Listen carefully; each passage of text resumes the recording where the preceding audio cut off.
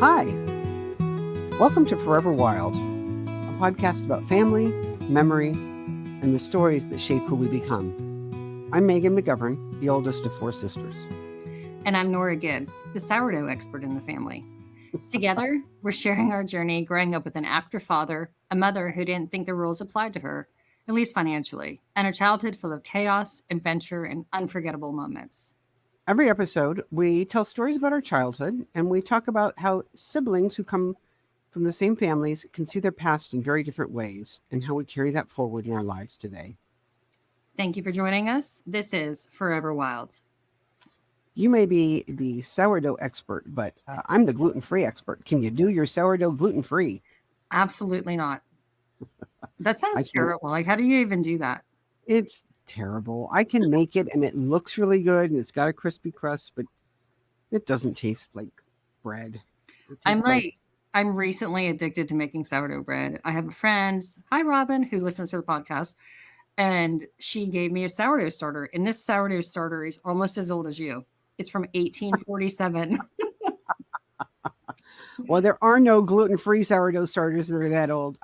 You know what? It tastes like all the gluten-free bread tastes like popcorn peanuts. It tastes like Yeah, it wants to be gross. bread. It wants to be bread, and it wants to be delicious, and it's just not. It's So sourdough bread with an identity crisis. Yeah, yes. nope. Anyway, I've been making a lot of sourdough the last couple of weeks, so it's been a lot of fun. So at the end of the last podcast, we were talking about how we were all in upstate New York, and you guys had just gotten back from Australia, and it was kind of a mess.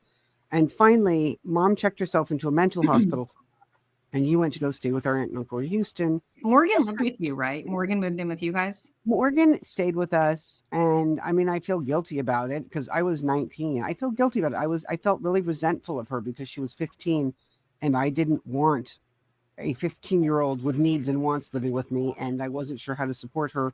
And my rent was $300 a month, and Katie and I each had to come up with $150 a month. And some months I couldn't do that. I mean, I was waiting tables and going to school full time, and the idea of having I was eating leftover Pizza Hut pizza every night. So that was what I ate. I gained like 15 pounds in the first couple months I lived there. And the idea of having to feed Morgan, and I didn't have a car. I had no way of driving her around, and I can't remember whether she went to school or not. I can't remember a lot of details from there, but yeah, she lived with us, but I it don't wasn't. think she. I don't think she went It to was school. summer. Falls. It was summertime. Oh, okay. Yeah. Yeah, and so that's what it was. So by the end of the summer, um, this must have been 1989. Um, by the end of the summer, you guys were gone. At some point, Mom decided that she wanted to move to South Carolina. I don't know why South Carolina. She had a She friend, I had think, a, she Sissy. had a friend there. She had a friend there from another time. I don't know why she picked South Carolina. She maybe thought it was cheap. But yeah, you guys went down there, and Katie So stayed with me. yeah, so Morgan and Mom and I got in a car. I don't remember what car it was, and we drove to South Carolina. And we stopped in this little town, and it was a town called Chapin, South Carolina. We went to dinner with one of Mom's friends, and she lived in the area. And we rented a little house the next day in Chapin, South Carolina. And it was just a little two-bedroom house. And I got really sick in that house. I had a really bad cough, and we didn't have any money to go to the doctor. So I remember coughing a lot in this house, which is so bizarre. But we were in this house for like 3 weeks tops, and I coughed the whole time we were there. Um, and the movie Heathers had just come out. So this is like Oh, that timeline, and I thought that was the best movie ever. Huge Winona Ryder fan because of that movie. But Mom had started stealing. I don't know who she was stealing from, but she was stealing enough that the police had come over to question her a couple of times about different things. Some of it was like antique, some of it was jewelry. I'm not sure where she was getting this from. Morgan and I actually enrolled in a high school there for I literally I think we went to class for 3 days. Like this was the like least amount of class I've ever gone to in a high school. I think it was 3 days we went to high school. but she wouldn't have enrolled you unless she thought you were going to stay there. I think she thought we were going to stay there. And she was really excited about living in South Carolina. And it was a cool little town. I mean, it was on the water or near the water or a lake or something. It was pretty. And we met, there were some guys across the street that, Morgan and I went out like cruising in their car with these guys. And one got mad at me because I wanted to make out with him. But it was like, it was this weird, but we went to high school. Oh, and then I found out the next day in high school, like the first day that he had a girlfriend. And I'm like, oh, I'm glad I didn't make out with you, you know. But anyway, so the police came by and started questioning mom, and they left, right? And very quickly after we left, we got in the car and mom decided, this actually is not going to work out for us. And we literally got in the car at night and drove out in the middle of the night. I'm surprised that they found her that fast, and that within 3 weeks usually we could stay in a place months before anybody paid any attention to mom. Well, this was a very small town. I don't even know if you Google Chapin, South Carolina. I don't know what comes up, but it's not a very big town. And I think that it was just, oh yeah, the woman with the 2 kids that just moved in, pretty easy to find, right? But she stayed in South Carolina. She didn't say like South Carolina's not for me, just this town. Right, just this town. So we got in the car and we drove and we went to she had heard about this really gorgeous place a couple of hours away, and it was called Hilton Head Island, South Carolina. And we drove to Hilton Head. And I mean, it's like fucking Greenwich and, Westport and all these places where she's got to pick the richest, most ridiculous places in the country. Hilton Head is not a cheap place to live. No, it's not. I mean, Hilton Head is, it's a golf course community. It's a beautiful, wonderful place to live if you have money. Otherwise, it kind of sucks. But so if you have money and you're white and Republican and you like to golf. This is true. And you're not none a of this, mom with 2 kids. None of that. Right. I mean, none of that is like a good fit. I don't know why that would be a good fit for you. So we got a little condo, and we were in this condo, I want to say a month. We were in the condo for about a month. It was just me and Morgan and mom, and we didn't pay the rent. And I think the mom had promised them, hey, let me move in and I'll give you half the rent now and half the rent in 2 weeks. Because we didn't live in this condo very long, like 2 or 3 weeks, actually, not even a month. And by the end of that time, before we were even due to get out, the woman and her sister who owned the condo came to our apartment or the condo, and I was there and Morgan was there, and they were banging on the door and they were like, Maureen, we know you're selling our things, because it was a fully furnished apartment, fully furnished condo. And they had an owner's closet. And in the owner's closet, mom had picked open the owner's closet. And in the owner's closet, there was like 2 or 3 really nice sets of golf clubs. There were a bunch of like really nice things that the owners use. Right. And mom had hacked into that closet somehow and placed online ads and sold all of this stuff online. Not online, sorry, in the newspaper, because the online didn't exist back then. Right. And the women were like, what the flip is she doing? That's our stuff. And they, they're like, she was like, call this number. And the women found out that mom was selling this. So they evicted us like immediately and called the police. And it was a whole big thing. So we left there and we went to a very sensible house after that, right on the beach. It was a beach house. Of course. And we moved to this beach house, and it was a really cool house, but it was like it was like an A-frame type of house. It had like giant living room, kitchen, and then 4 bedrooms. So like 2 bedrooms off the side, with each one had its own bathroom. And we needed 4 bedrooms because it was me and mom and Morgan, and Katie was coming to live with us because Katie. No, I'm going to talk about this part. Okay. But this is later though, isn't it? I mean, no, this is all within like a month or so of us getting to Hilton Head. Okay, so you're right. So this is the fall of '89. Yeah. Because, okay, so. And Morgan and I were enrolled in high school. We went to Hilton Head High School at this time. Okay, so 2 things I was going to say. One is that the whole thing with mom selling stuff is kind of a theme. And also with landlords chasing down. 2 things I don't think that I ever talked about in this. One was when I was in high school, when we lived on Morrison Street in California, when I was a senior, and this is during like the whole Ben Stein episode and all that, we were way behind on the rent, and 6 months behind on the rent probably, and we were getting evicted. And I remember mom made me go and talk to the landlord with Josh, my boyfriend. Mm. I was 16 and he was 17. And I think he went with me just because he had a car. And I had to go talk to the landlord about why we were behind on rent. And I remember Josh's parents being pretty horrified by that. Like, Yeah. why was Josh in an attorney? I think the landlord was an attorney or something. Who knows? But I had to go in there and talk to them. And Josh's parents were not impressed. I think I wasn't impressed that Josh told his parents. But so that was like one thing that I remember. Mom was always having us take care of stuff like that because she would not confront a landlord or anybody else. And the other thing with selling things is one of like my core memories is that everything nice that we ever owned that was mine, mom would sell. And Yes. I didn't even care that I didn't have nice things, but I cared that she would give me something nice and I would think I had something fantastic. So, like we're talking about computers, I had a computer in 1985 and it was one of the coolest computers ever. She might have even won it on Sale of the Century. Um, but it was a little tiny computer that ran off of a little tiny disk and it played an amazing game. And that's pretty much all it could do. It was way less powerful than a phone. It could play one game at a time and it Right. kind of had a word processor on it. And one day I got home from school, it was gone and she had sold it. And she didn't tell me she had sold it. I can't remember what she said she did to it, but I think if she needed money, things just disappeared. And the other kind She of sold big, my Madame Alexander collection. oh, I believe that. When we were in California, like Aunt Maggie and Aunt Nora, everybody, like I had always loved Madame Alexander dolls because little Yeah. Maggie had like this whole beautiful collection. And so Right. people started giving them to me for gifts or like, oh, it just because, they really liked me because I was pretty cool.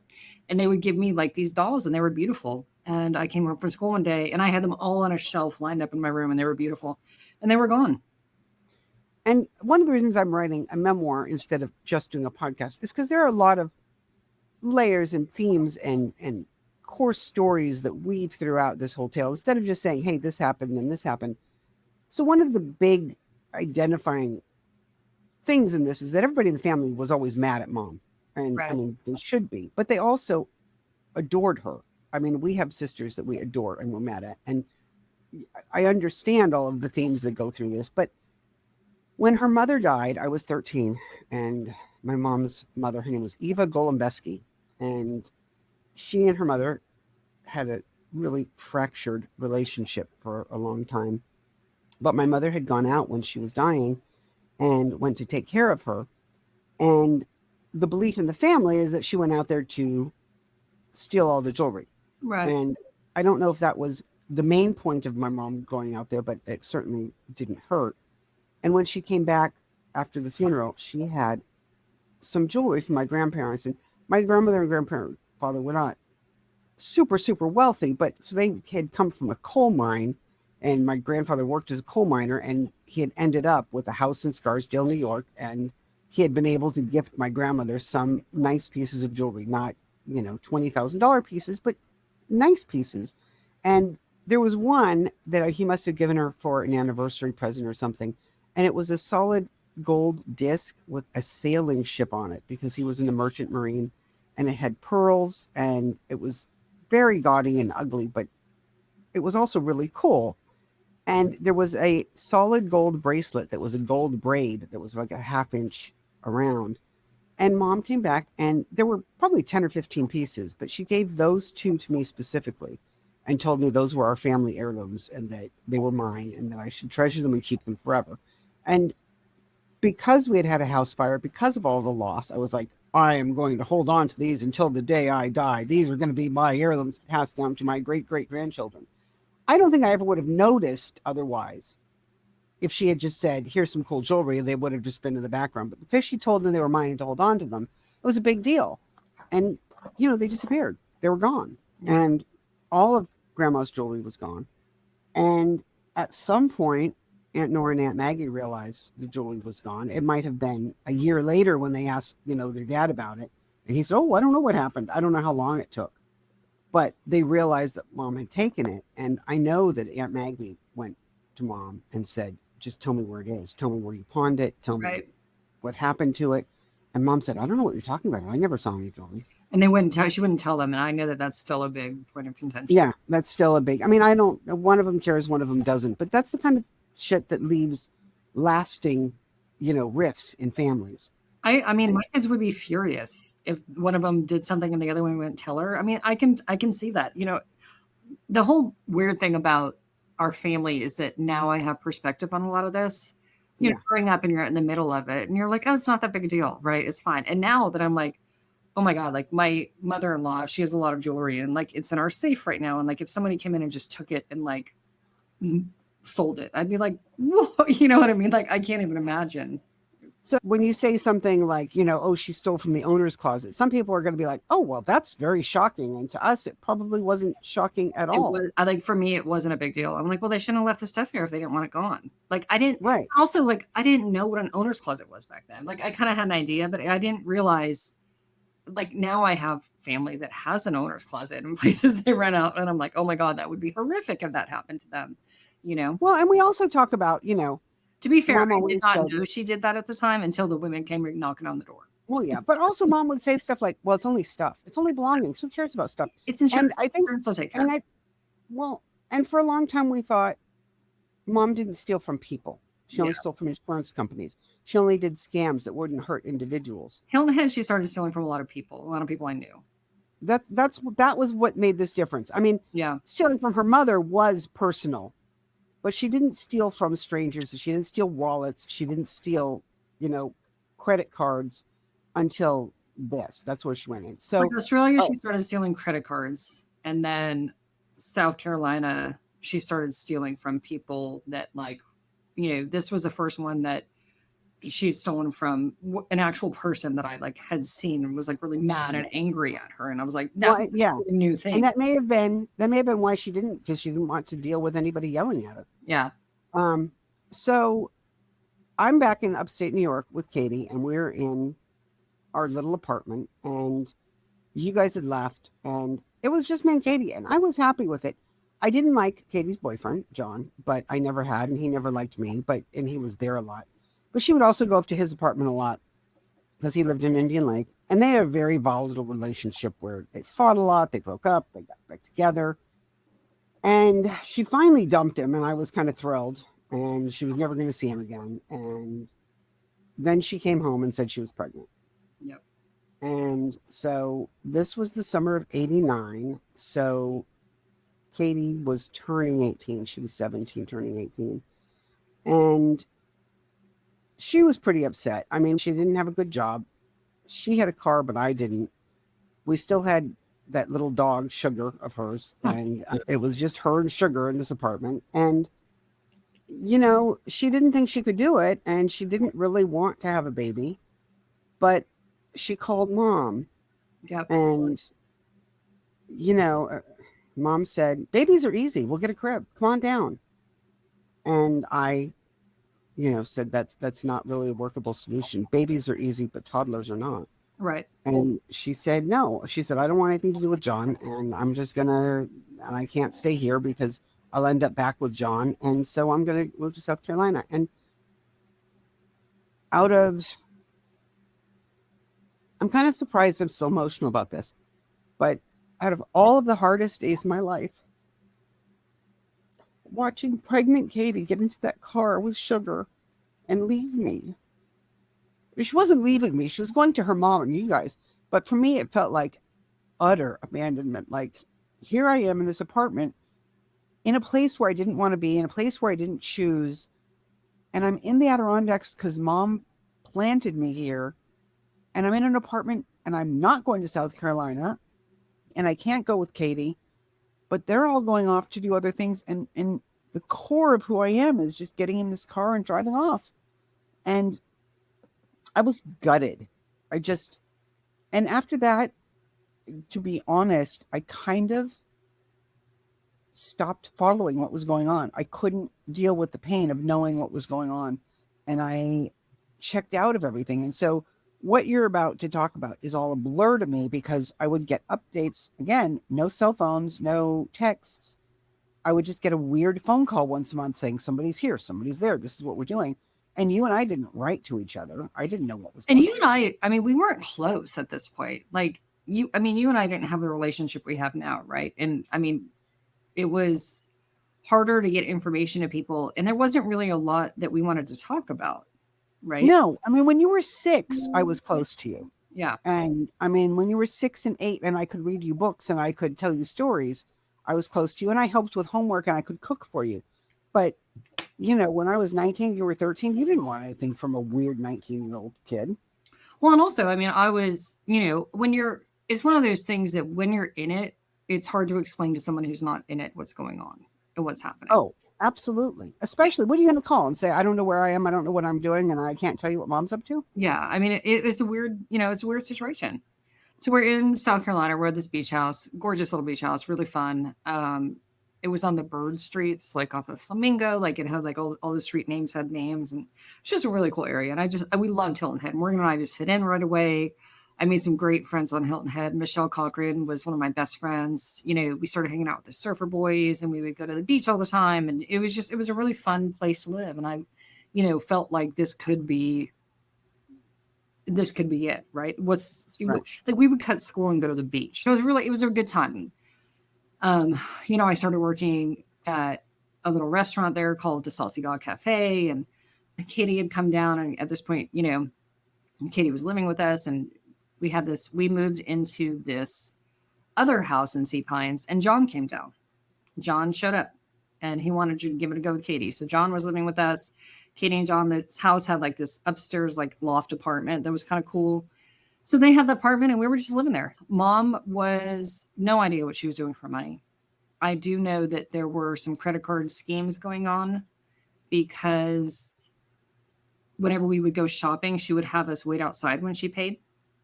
And that was always a big tell, you know. She wasn't using her own credit cards. I don't know who she was using. And things would go miss. This was another fully furnished house, and things would go missing from the house. There was a TV in the game room. Where did that TV go from the game room? Oh, it's being repaired. They're getting it fixed. Yeah. I have a stack somewhere in one of my boxes of probably 400 pages of a file from one of the times that mom got arrested. And I know in South Carolina, she was arrested for a lot of things because, I mean, you're going to tell a lot of the story, but there was a lot of the documents talk about some kind of scam she had with Joan Selznick. And Joan Selznick is the daughter or niece or whatever This of the is producer. a couple months after, and I'll get into that. Okay, well, she's the producer or something. The guy who did Gone with the Wind Her was a Selznick. grandfather produced and directed Gone with the Wind. Okay. And Yeah. mom had been friends with her. Joan has an Academy Award. Okay, so she was starting to do this somehow with Joan, or she was starting to hatch scams and schemes at this point. I know that's one of the things she was doing while she was there. That was a little later, and I don't even know what all of that entailed. I just know that at one point Joan came to visit us, and we spent a long week with Joan. I adore Joan; she was fantastic. So Matthew was born in this house in Sea Pines in South Carolina, and it was 1990, January 1990, and it was a fantastic day. It was, it was a really fun day. I left class early. Like I kept going in the office and be like, I need to call the hospital and see if my sister's had her baby, and they ended up letting me leave. And, Morgan and I bummed a ride for my friend Donna. She dropped us off at the hospital to go see Katie. And it was fun, right? I mean, Katie had a baby. Our sister was a mom, and she had a little boy named Matthew Spencer. And I remember, I got a call. Well, I think I was at work at Pizza Hut when I got the call. And he wasn't supposed to be born until St. Patrick's Day. And he was born January 30th. And so he was early and I was very worried. But I remember getting the call and thinking, thank God that's not me. I want nothing to do with that responsibility. I don't want to have a baby in mom's house. I don't want any of that. I am so glad to not be a part of that mess, which is not very charitable toward all of you, but I just couldn't even do it. well, it was something fun to like focus on. It was our excitement, right? Yeah, I agree with that. Yeah. So Katie had been there for a few months at this point, and Katie was working. She actually was working 2 jobs while she was pregnant. She was like being a nanny for a woman there and babysitting for a woman. And then she was working at the Salty Dog Cafe, Salty Dog Bar. She was working at the bar and grill. I wasn't old enough to work there. I was working at like the ice cream shop at the Salty Dog. But it was fun. And so Katie had Matthew there, and Matthew, things were going fine. Mom was paying the rent. I don't know how, through stealing whatever, through scams, schemes. I'm not sure how. But when Matthew was probably 4 or 5 months old, I was with my friend Michelle. Mom called Michelle's house and said, I need to talk to you. I'm going to the hospital. The police are here. I'm going to the hospital. I don't know when I'm going to be out. I'm having a panic attack, but I just need to let you know where I am. And then she hung up the phone. So Michelle's aunt drove us like rapidly back to the house, and mom was still there, and she was having like a panic attack, and there were police officers there. And Michelle and I and her aunt were there, and her aunt's like, just her aunt's there, just making sure that I was okay, her Aunt Debbie. And I'm having a panic attack because mom's getting arrested. And they said, you know, she's going to jail for a long time, that she's done this. And they started reading a list of things that she had done. And it was just theft and theft and theft. And, I was like 15 years old. I don't even remember what it was, but it was a lot of things that the guy just said, say goodbye to your mom. She's going away for a long time. Who are you here with? Do you have someone to take care of you? And I said, yes, my sister's here. Katie's here. And Katie was at work. So I called Katie, and Katie came home, and, mom, because she'd had a panic attack or whatever, anxiety attack, she ended up going to the hospital instead of to jail. That was her big thing that she was good at doing. So she went off, and Michelle and her aunt left, and I was home with Katie and Morgan. And it was a very emotional time. And, Katie and John had said, listen, we're not going to stick around for this. We're not going to be part of your mom's life anymore. We're not going to be here. We're moving back to Indian Lake. And if you'd like to come with us, we'd like for you to come with us. Well, what's interesting is when Matthew was 6 weeks old, I decided I needed to go visit and see my new nephew and see you guys, because this was probably the longest I had ever gone without seeing you. And because Katie had left in summer, and it was now, March. I think I went for spring break. And what was really funny was in the last episode, I talked about my friend Evan, the Connecticut, really preppy guy that I was crazy about. And he was close friends with our whole family. And for whatever reason, he came to stay with you. Yeah. And he had, I think, dropped out of college, didn't know what he was doing with his life. And he and a friend of his, Matt Callahan. Yeah, Matt Callahan. They ended up staying with you guys in South Carolina. And of course, I was really pissed off because I was crazy in love with Evan, and he did no interest in me whatsoever. But what the fuck? He's at your house with you guys, and I'm think of this house right now. It's mom, me, Morgan, Katie, John, Matthew the baby, Evan, and Matt. Well, I went to visit, and I know Katie was mad because Evan kept drinking all the apple juice every day. I remember that. For Matthew. And, and Evan, of course, I think he's contributing at some point. But a couple years ago, I went to visit Evan. I was in New York City, and we sat down and had a long talk. And he says that in South Carolina, mom had him stealing shit all the time. And he didn't know he was stealing shit. He didn't know what was going on, really. But she would go to the store and steal a bunch of men's clothes.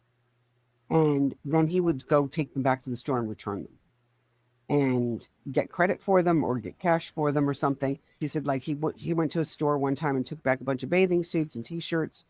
And they said, do you have a receipt? And he said, no. And they said, well, we don't know. He said he knew mom needed the money, but he didn't know whether this was stealing or whether this was a scam or whether she bought the stuff off a guy off the street.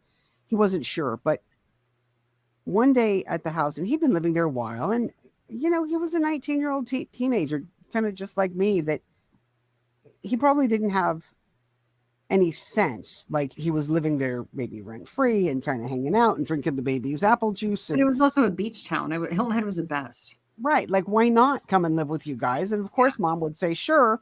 But she kept putting him up to more and more stuff. And he said he was there one day, and the guy across the street got arrested.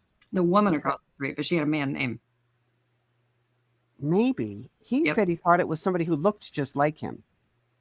He said somebody across the street got arrested because they thought it was him. Oh, she had an older son who looked like him. Yes, the son got arrested because they thought it was him. And he said, I don't know what the fuck is going on here.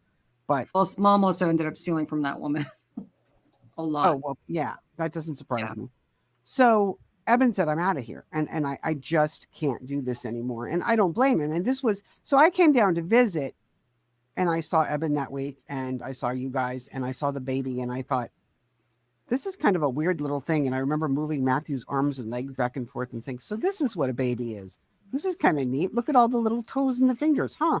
All right. Well, I'm glad I don't have one of those. And Yeah. just, there was no like attachment. There was no, oh, I need one of these, or oh, he's so cute. It was just, this is an interesting thing that somebody else can have. And, then I went home, and then I don't think I saw you guys again for 2 years. I mean, it was after this. All right, so give me the rundown summary of what happens next, because it's a fast and furious thing.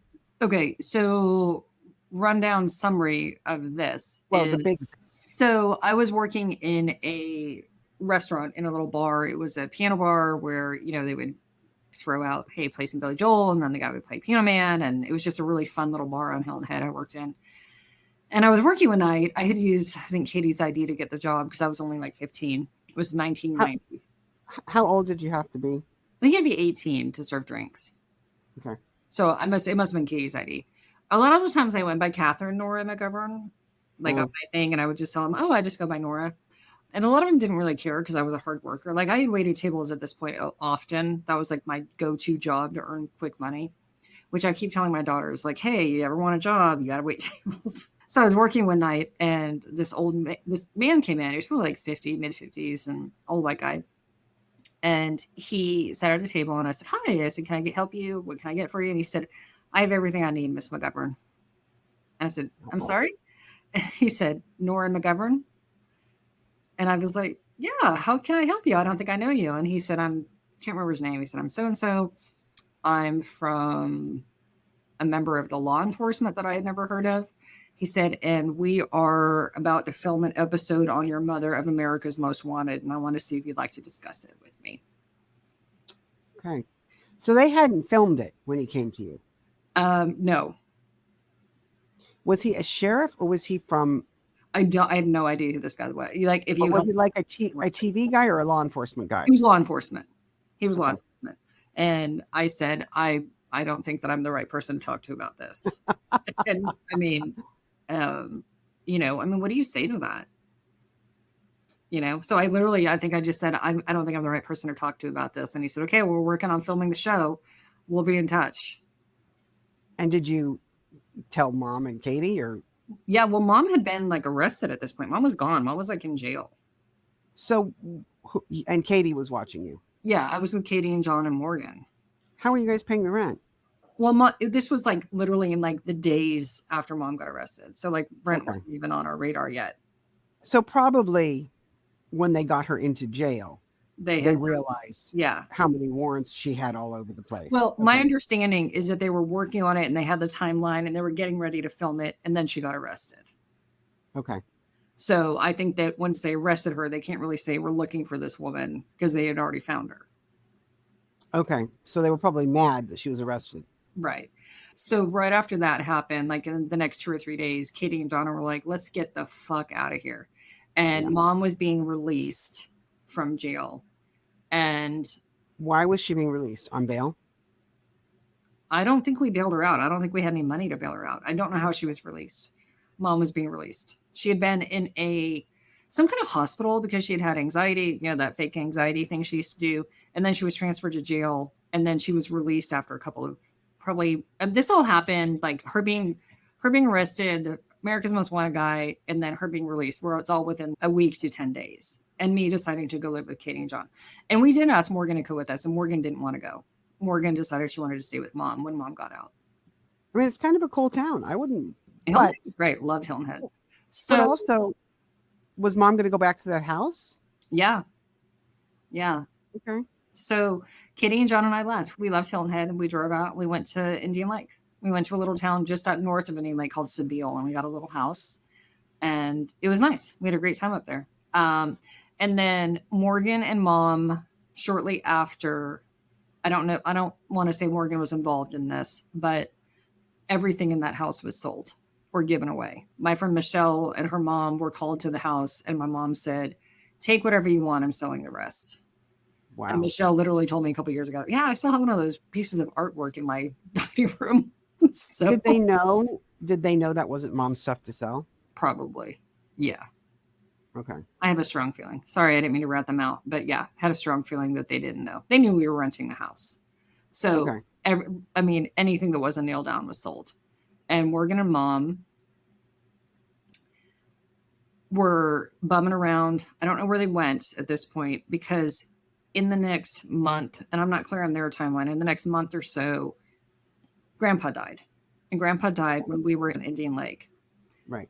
And And I was up there and I was close to you at that point. I lived in Hudson Falls. So I was thrilled that you guys were back, yeah, but I didn't have a car. And Indian Lake to Sebille, I mean, Indian Lake an to hour Hudson solid. Falls is not, I mean, it seems like it's close, but if you don't have a car, it doesn't matter how far it is. I can't go see Right. you. And so I didn't see you that often. But when grandpa died, I do remember we all went to the We all funeral. went to Ticonderoga. Yeah. Yeah. So and mom and Morgan did not come to the funeral, but when grandpa died, and the only reason I know that they hadn't left yet is because mom had gone to California to pick up some money that grandpa had left her. I don't know how much Right. it was, but picked up the money and Morgan and mom left them. They went to Europe. And I think from what I can recall, it was about $19,000. And it was supposed to be a whole lot more than that. But mom had spent a whole lot of grandpa's money. And grandpa had gotten remarried, so he had a wife right. that got most of his, property and stuff. But I know mom had thought that there would be a lot more money than that. So at this point, it's like summer, fall, right? I, was living the Indian Lake life, going to the lake all the time, hanging out with my friends. My friends were happy I was back. It was a homecoming for me. Were you still in school?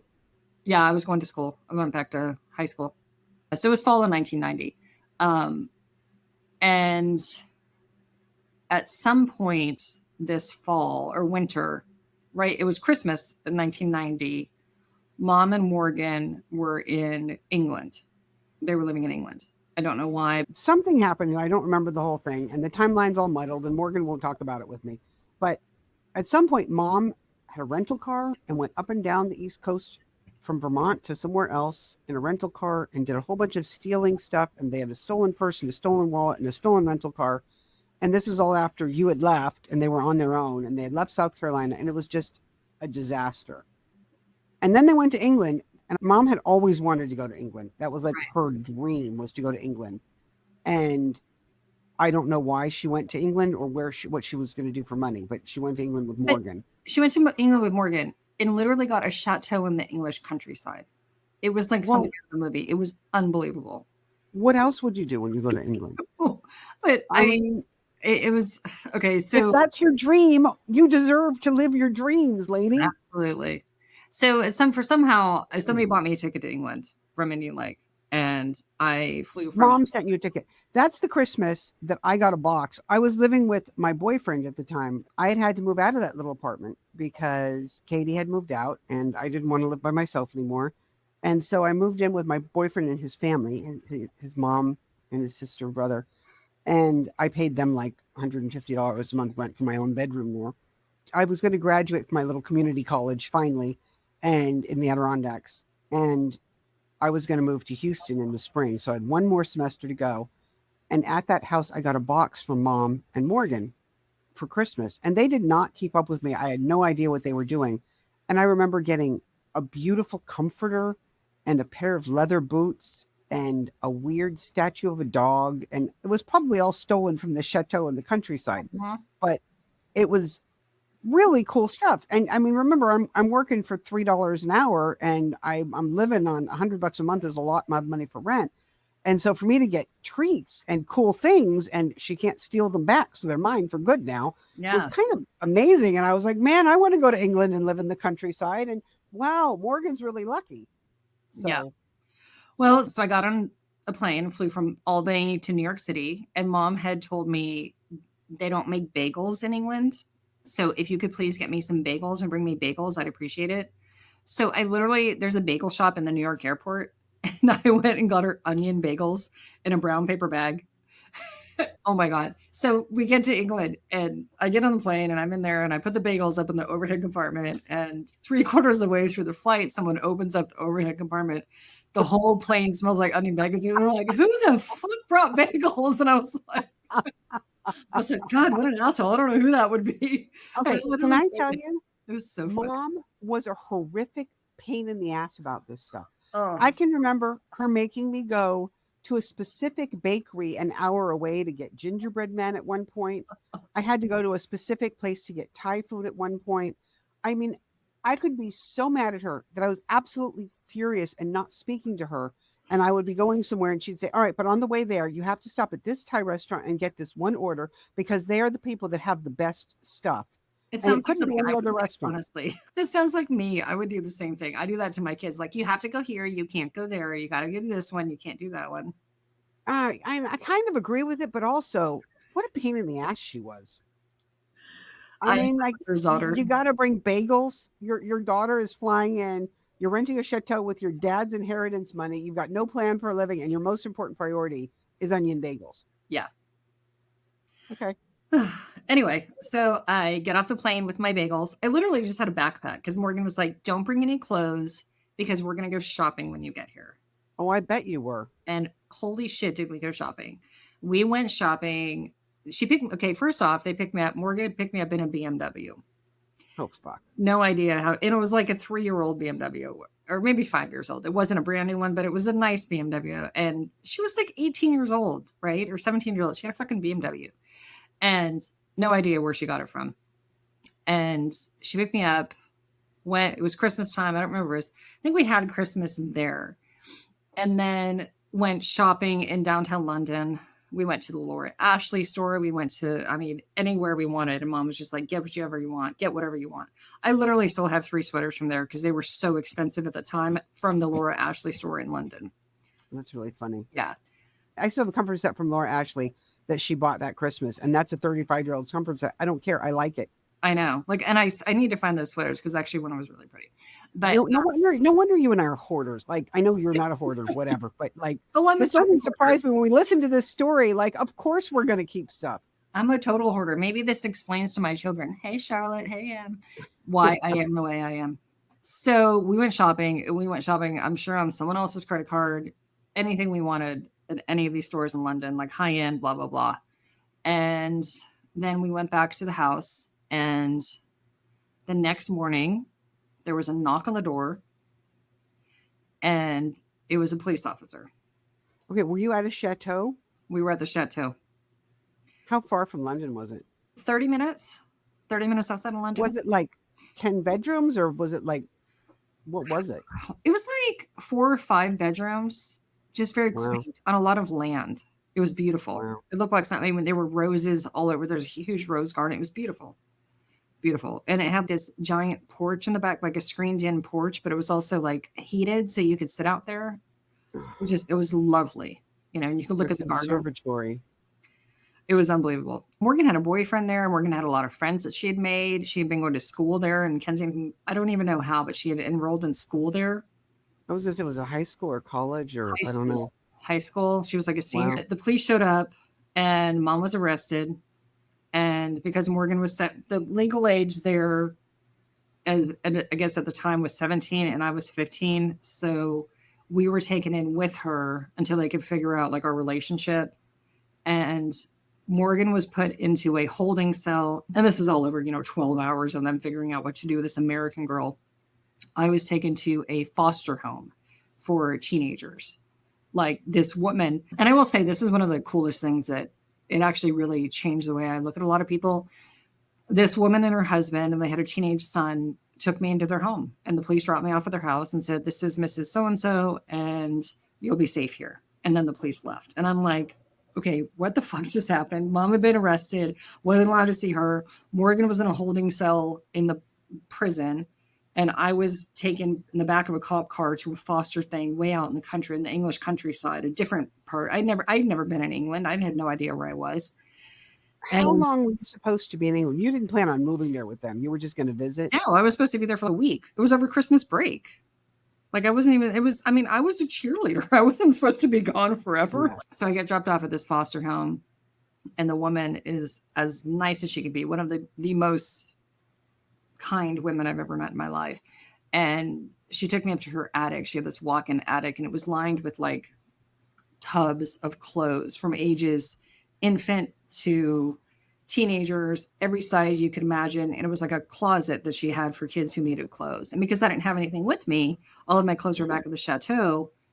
I went shopping and got pajamas to sleep in and some clothes. And I had my own guest bedroom and my own bathroom. And there were toiletries set up. And it was just I felt safe for the first time after being in prison with my mom or whatever for the last, at this point, it was probably 24 hours later. And so behind the scenes, someone had told Uncle Bernie and Aunt Nora what had happened, and they had talked to somebody who helped get me released from this place. And Morgan had been released from jail, so I was there for probably 2 or 3 days in this foster home. The teenage boy was as nice as he could be. He and I actually literally we went outside and smoked cigarettes together. So, I mean, they were as nice as they could be. He and his friend were there, and they was just asking me questions about America, and it was I was a cute American girl, and it was just a really fun experience considering what I was like in a foster home in a different country. This family made it tolerable and nice, and I wish I could get in contact with them and just thank them, But anyway, so Morgan and James came and picked me up from this place. They had worked it out that I could be released to Morgan because Morgan was technically an adult and my sister. So we went back to the chateau. I got all of my stuff, packed up my stuff, and I left Morgan there. Morgan didn't want to come with me. I said, you can come back to Indian Lake with me. You can live with Katie and John. Let's go. And she was like, no, I got to wait for Mom. She's going to be released. And I got on a plane and I went back to Indian Lake. Okay, so it's funny because I'm thinking about my book a lot right now because I'm actually finishing up the edit, so I'm giving it to an editor this week. And the opening chapter of my book, I don't think I'm spoiling anything because it won't be published for a year and a half if I ever get it out. But the opening scene in my book is I was standing in Aunt Nora's kitchen in Houston, and this is January of 1991. Because Aunt Nora is 9 months pregnant with Eve. She's overdue with Eve. Eve was due on January 1st or even Christmas, and it's like January 5th. And I was there for Christmas. This was Christmas break I was there from New York. And I got a phone call from Mom, and she was in England. And she said, I've been arrested. I'm in jail. Nora's going home. They're sending her home, and Katie can take care of her.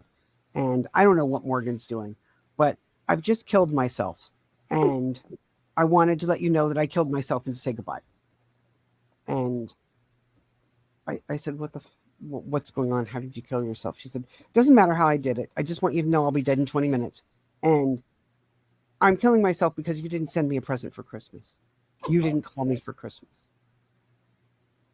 And I said, I don't know where you are. I don't know where you've been. I didn't know what part of England you were in. I didn't know you were in jail. How was I supposed to send you a present? How was I supposed to call you? She said, that doesn't matter. If you loved me, you would have sent me a present and you would have called me for Christmas. And I can't believe what an ungrateful little bitch you are. And I am not.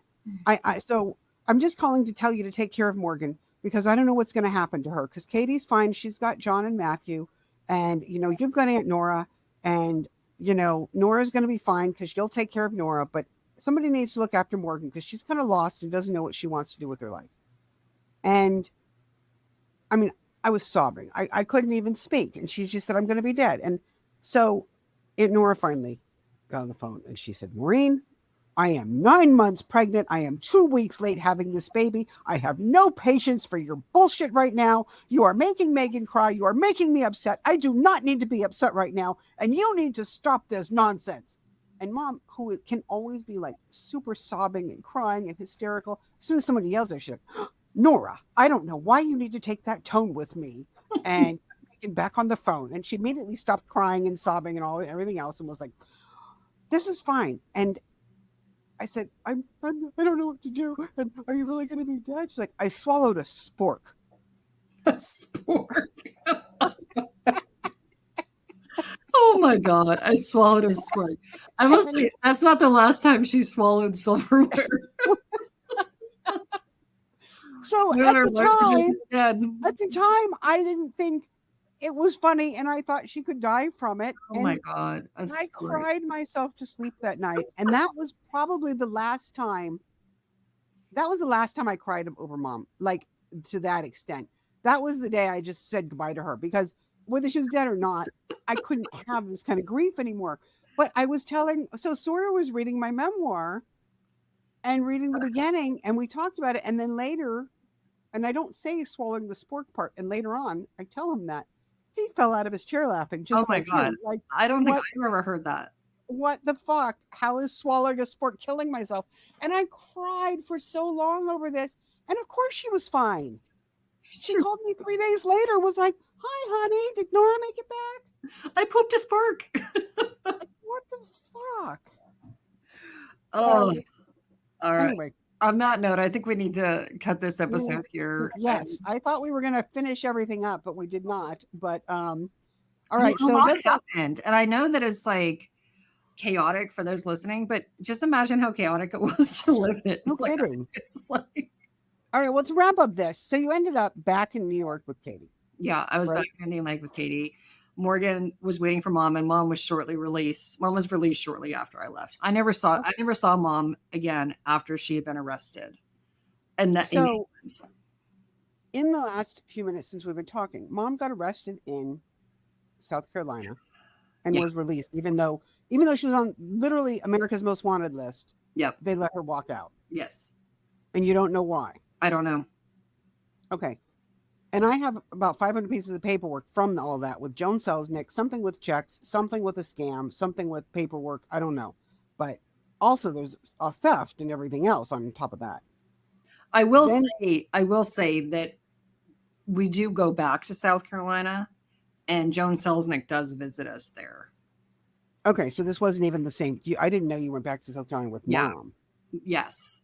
Well, I was, and this is later, but I ended up back in South Carolina, and mom, like literally on my prom night, mom shows up and had a rental house on Tybee Island outside of Savannah. I was like, come to the beach house, bring some friends. Because I don't remember where she went when she came back from England. Did she go back to South Carolina? No, Okay. no. We'll We can talk get about on to that later. It doesn't matter. It yeah. was just so at the end of this, I'm in upstate New York. You're in upstate New York. Yes. Morgan is with Mom. Yes. And so I just talked to Morgan for a minute, and she said they ended up in France and in Spain. So Yes. they must have been there for a while. I don't know how long they were there. But so she gets away in South Carolina and just walks. And then she's in England and she walks away. And I think she gets arrested in France and walks She away. does get arrested in France and walked away again. And I think she got arrested on that road trip that I heard about with her and Morgan in the rental car and wallets and all that. I think she got arrested during that. So that's at Well, least 3 times. and then I will tell you, I mean, there's a couple other times that I was involved in that she got arrested as well after this. Okay. And every time, is she out on bail? I don't know. I don't know. I wasn't actively living with her, Yeah. so I don't Well, know. you would think that if you were got out on bail that there would be warrants for you later. And I don't know how Maybe this we'll all happened. have like an armchair detective sleuth listening to us who'd like to. We can give them all of her information, and they can figure out like they can track her through. Is CODIS a thing that you can use for old white ladies, or is that just for serial killers? I'm not sure. I'm a true crime person. But maybe we can track her through a record. I would love to see like her old police records. I mean, I have some of them, but it doesn't really tell you much about how she got released. It says what the court cases said. I mean, spoiler alert, she did serve 5 years in federal prison at some point. A couple of years. Yeah. A couple of years, a couple of times. Yeah. Once when I Once was in in Kentucky. college, and once, Yeah. 3 times. Once in Dallas. Kentucky, Dallas. Oh, and Harris County. And Yeah. Houston. Yeah. All All right. right, guys. Well, I guess that shows you guys that this is not nearly over. And the exciting No. stuff is, and everything that happens, like the craziness happens like in the next couple of years. So I apologize for like all the back and forth and randomness. It's chaotic to think about sometimes, and I kind of have a timeline in front of me just because it was so back and forth. But it's still hard to remember what happened first and what happened next, right? Because it's Well, I mean, and after all of this, somehow she ends up living in a cabin in Arkansas growing tomatoes. I mean, and having a nice old ladyhood. She lived to be 80 with and dad. with dad. That's another spoiler alert. She ends up with my father Yeah. growing tomatoes and having a peaceful little life, sort of. But I don't understand how this leads to that. So, All right. Well, all we'll right. get into that in the next episode and kind of wind down the Nora McGovern story and turn it into a Nora Gibbs story in the next couple episodes. Well, that's pretty fast. Yeah, actually, that's the only real reason I can ever see for changing your name is because it wraps up one, identity and starts another. Yeah, I was so surprised you kept yours. I mean, what's wrong with you? Meagan Margaret McGovern is such a great name. Yeah. All right. Well, thank you for listening to Forever Wild. If you enjoyed this episode and it wasn't too chaotic, please let us know. Leave us a review, find Meagan on Facebook, or share it with someone who loves a good story. And we would love to hear from you. You can share us your stories, your questions, let us know what resonates, let us know what you want to hear more about or less about. Yeah, definitely less about. And until next time, stay wild. Bye. Bye.